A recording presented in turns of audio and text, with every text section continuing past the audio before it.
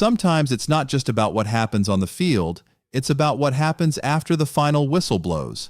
And one NFL team just proved why culture, respect, and family still matter. While some franchises treat their players like replaceable parts, the Atlanta Falcons are building something deeper. And one player's emotional story, comparing two teams, two cities, and two very different worlds, might change how you look at the entire NFL. Today, I want to talk about two stories, one uplifting, one not so much.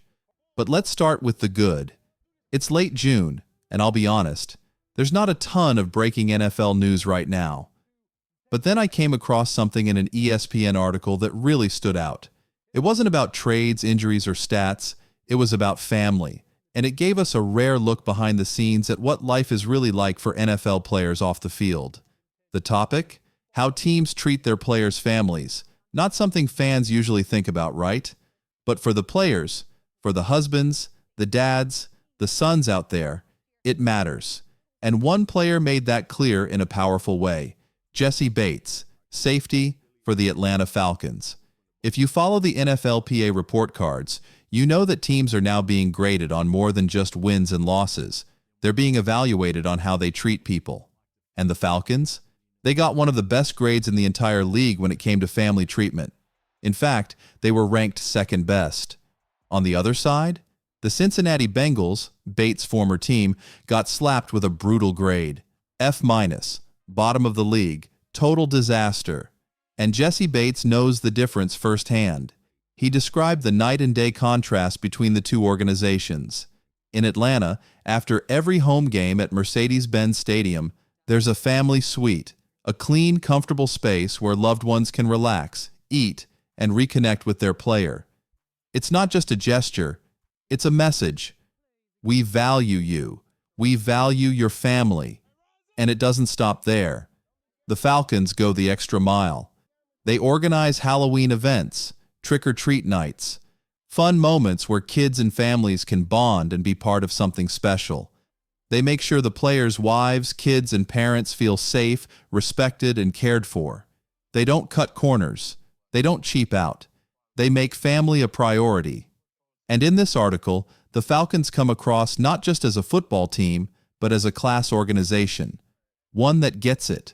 One that understands that great football starts with great people. And how you treat those people matters. Meanwhile, the Bengals? Total embarrassment. According to the report, they didn't even have a real space for families. Just a tent. Outside. No effort. No dignity. And that's exactly why they got the grade they did. Jessie Bates saw both sides, and he chose Atlanta. That should tell us something. What do you think? Should how teams treat players' families impact how we view those organizations? Drop your thoughts in the comments, and tell us, which NFL team do you think has the best culture in the league? Now, here's where things get real. You might be thinking, okay, the Falcons treating families well is cool, but what does that really mean for the team on the field? Let me tell you, it means more than you think. Because when NFL players hit that second or third contract, when they're 27, 28 years old and they've already proved themselves, they're not just looking for money anymore. They're looking for something deeper. They're thinking, will my wife and kids be okay while I'm out there risking my body? Is there a place where they can safely watch the game and connect with me afterward? Will we feel like family? Or like just a number? It might not seem like a big deal to fans, but for players, it's huge. And this isn't just about recruiting new players to Atlanta, although it definitely helps. This is about keeping your best guys. When a player's contract is up and they're choosing between Atlanta, Buffalo, Denver, or maybe going back to a franchise like the Bengals, that little voice kicks in, do I really want to leave? My family's happy here. My kids love it. My wife feels safe. The team respects us. Why mess that up? Happy wife. Happy life. And in the NFL, happy family might mean a longer stay. That's smart business. That's real leadership. And that's how the Falcons are quietly building long-term loyalty, not just with dollars, but with dignity. In contrast, Think about a team like the Bengals again. And I'm not just piling on, but come on. No suite, no real support. Families standing around in a tent like they're waiting in line for a theme park ride. That's not it. That doesn't create loyalty. That creates doubt. It creates exits.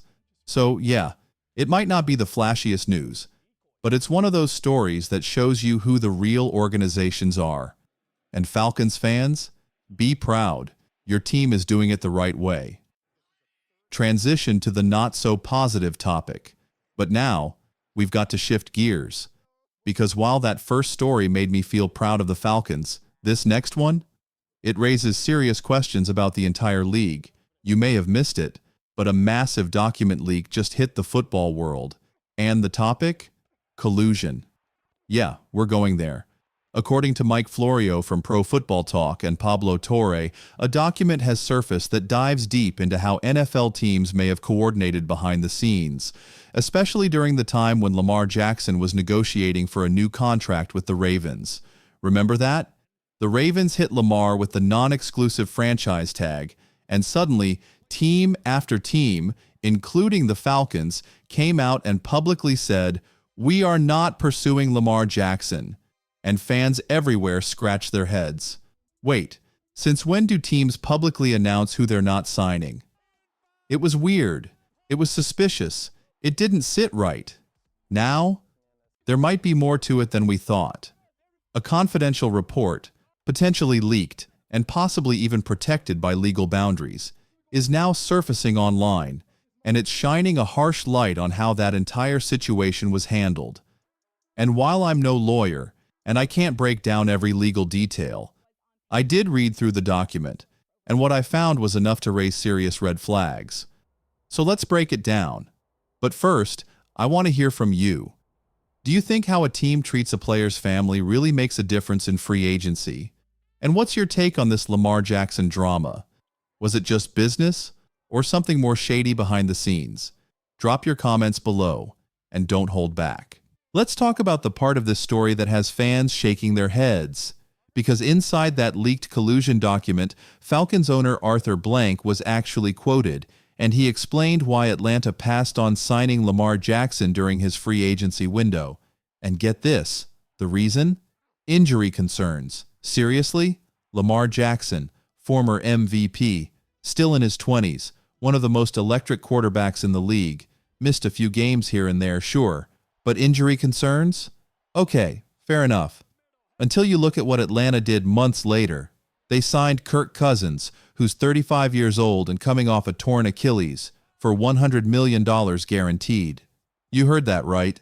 A team that claimed it was worried about Lamar's health was willing to give a near-elder QB, fresh off one of the worst injuries in football, a massive guaranteed payday.